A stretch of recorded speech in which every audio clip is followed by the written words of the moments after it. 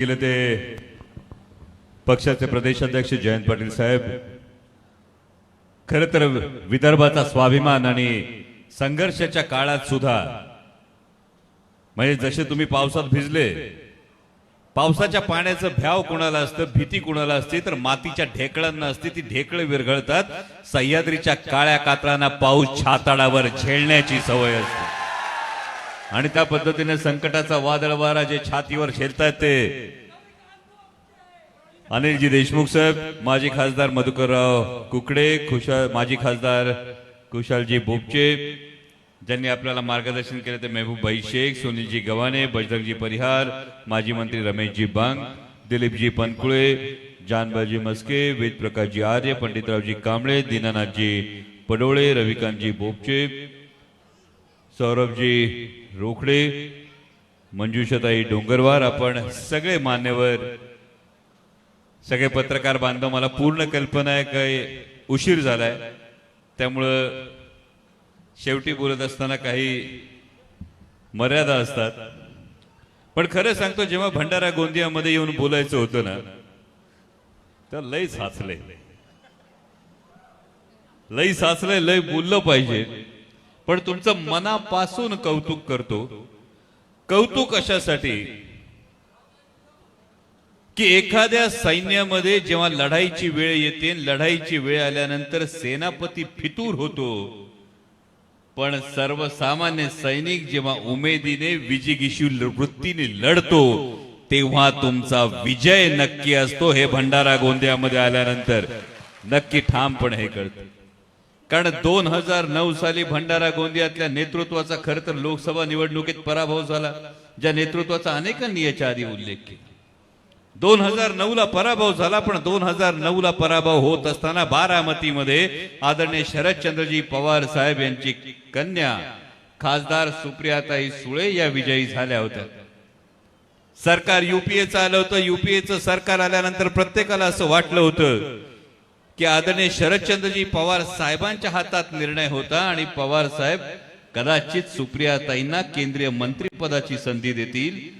पण आदरणीय पवार साहेबांनी भंडारा गोंदियातल्या पराभूत नेतृत्वाला राज्यसभा दिली आणि त्यांना केंद्रीय मंत्री केलं. आणि जेव्हा हे झालं तेव्हा खरं तर संकट काळामध्ये प्रत्येकाला हे वाटलं होतं. मगाशी अनिल बाबू म्हणाले की बाजूला खुर्ची ज्यांची असायची, संकट काळामध्ये खरं तर साथ दिली जाईल असं वाटलं होतं. खोटं सांगत नाही पत्रकार बांधव, म्हणजे शपथविधीला तुम्ही सुद्धा मला बघितलं होतं. शपथविधीला तुम्ही पाहिल्यानंतर माझ्यासारख्या छोट्या कार्यकर्त्याची हीच भावना होती जेव्हा मला सांगण्यात आलं होतं की अभी मैं हूं ना तो समझ जा.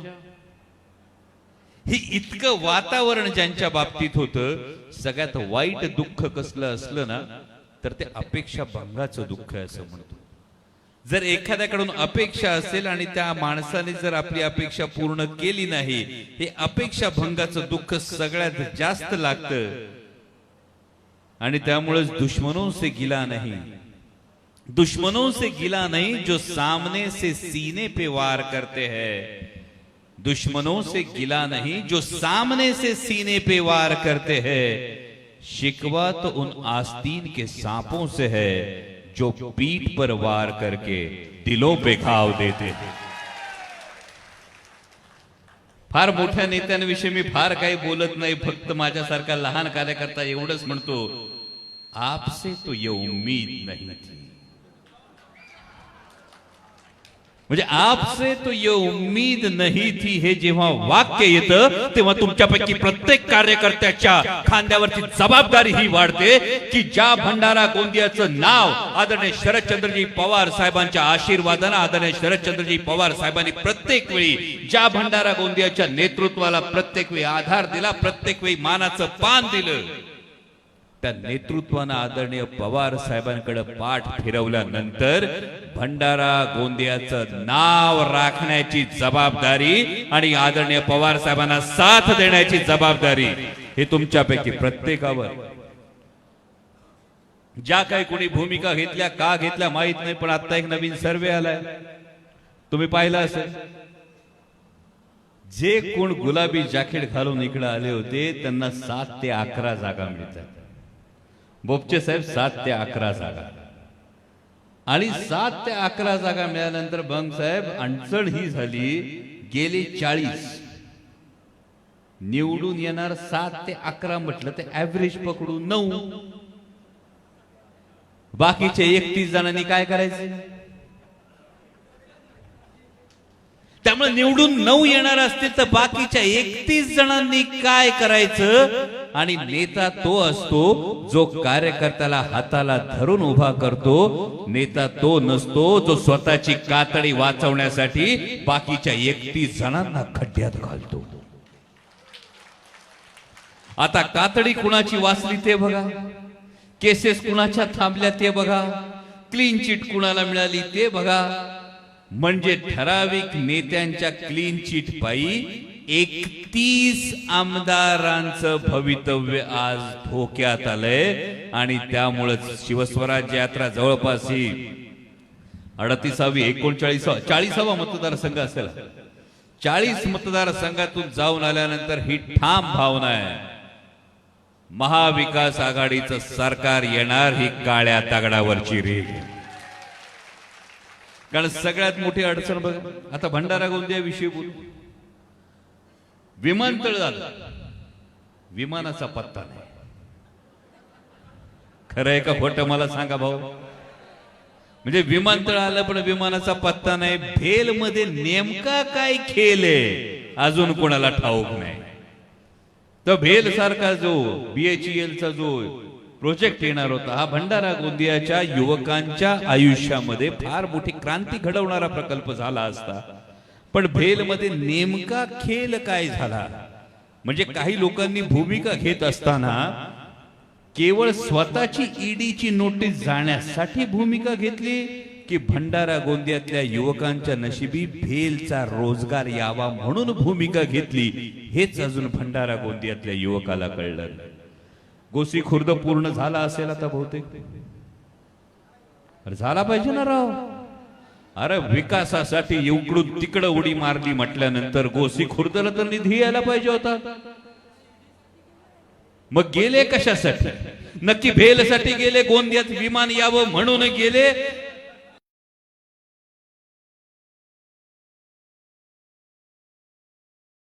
घेऊन तुम्हाला येडा बनवून कुणीतरी ईडी साठी गेलं, हे तुमचं तुम्ही समजून.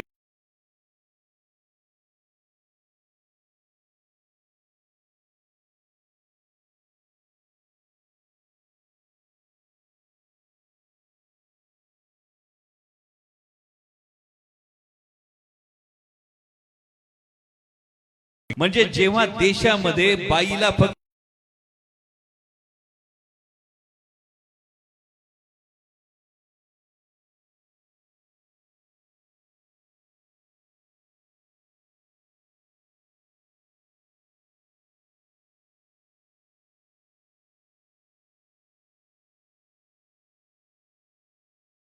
बाई फुल्यांनी महिलेला शिक्षणाची दारं उभी करून दिली, उघडी करून दिली. हा कर्तृत्वाचा वारसा तुम्हाला लाभलाय.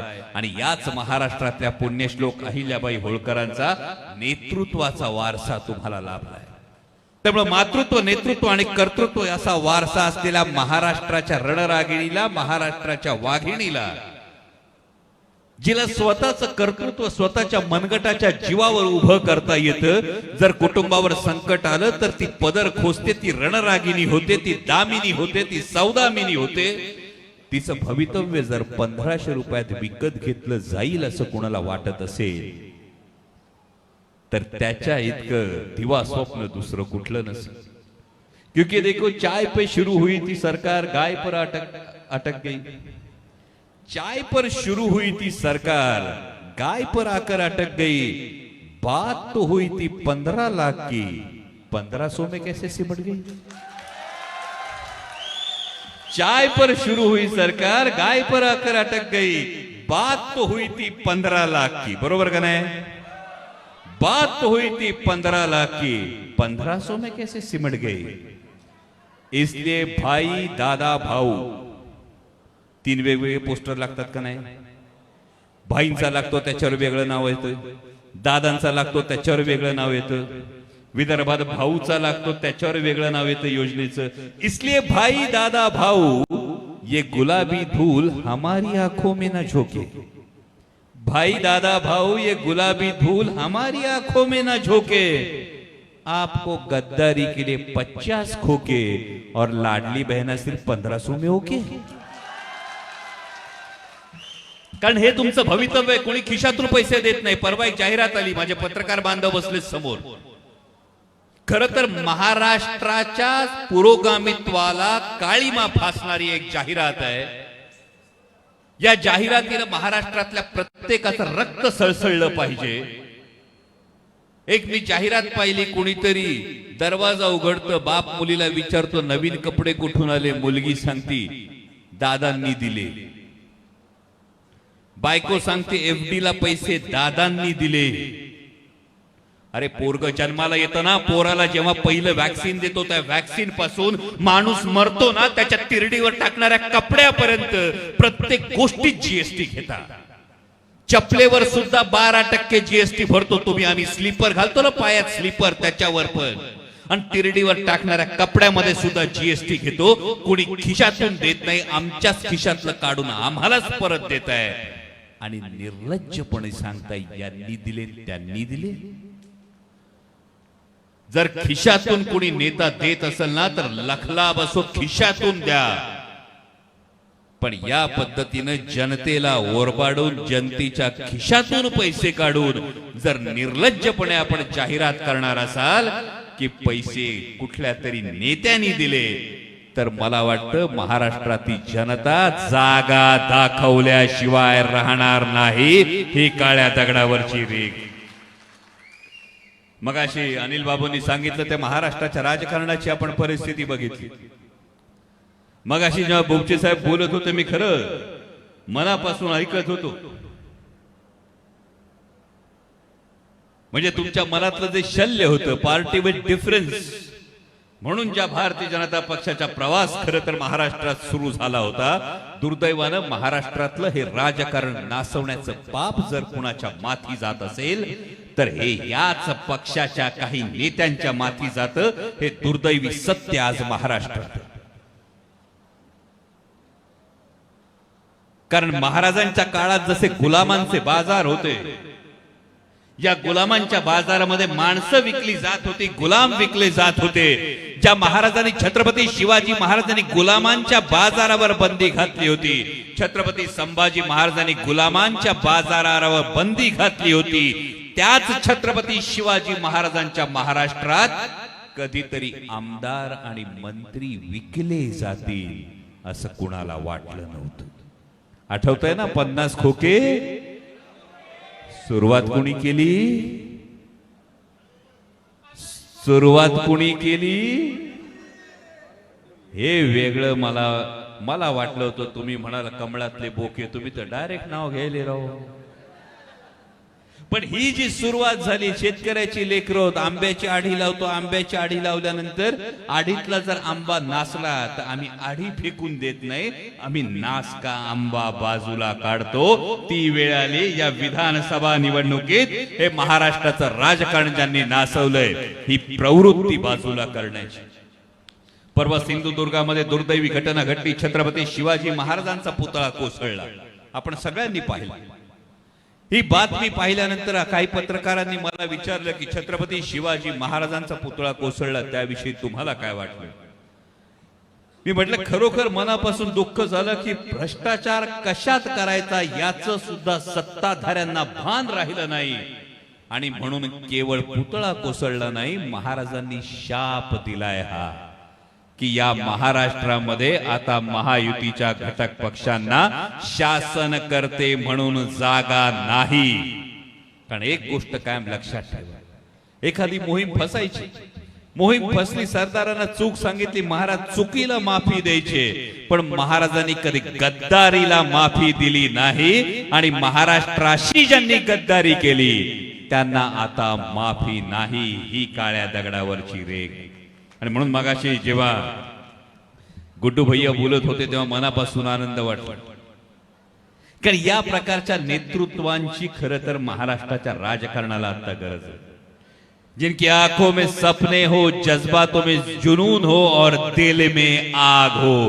ही आग जी आहे, ही आग तुम्हाला जपायची आहे. आणि ही आग जपत असताना महाविकास आघाडीचं सरकार जेव्हा येईल तेव्हा या तिरोडा गोरेगाव विधानसभा मतदारसंघाचा आमदार हा सत्तेतला आमदार असेल याची काळजी तुम्ही सगळेजण घ्याल अशी अपेक्षा व्यक्त करतो आणि थांबतो. धन्यवाद.